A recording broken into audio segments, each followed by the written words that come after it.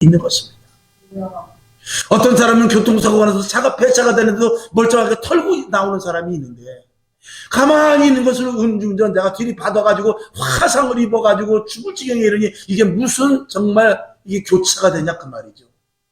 근데 하나님은 그렇게 폐차가 되는 가운데서도 살리시기도 하고, 가만히 멀쩡하게 아무 죄도 없는데 그렇게 정말 충돌 사고를 일으키게 하셔서, 그리고 그를 큰 낮은 자까지 내리시기도 하시는 분이 하나님이에요.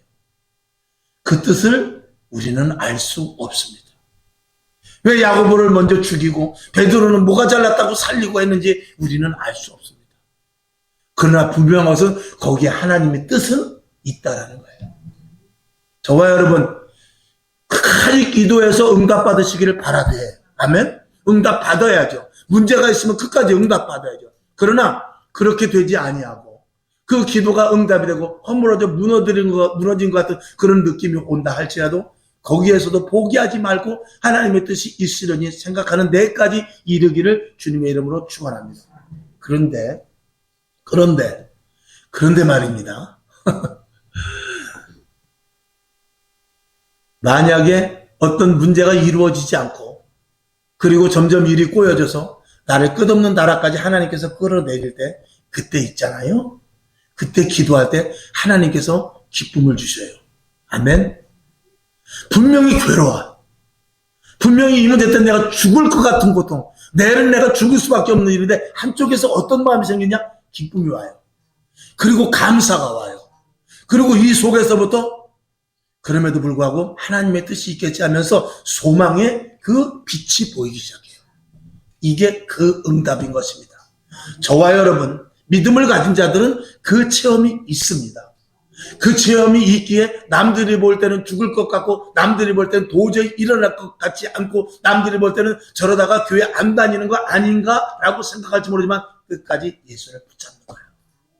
그게 살아계신 하나님께서 주시는 그 영생으로 말미암은 신령한 은혜라는 것입니다.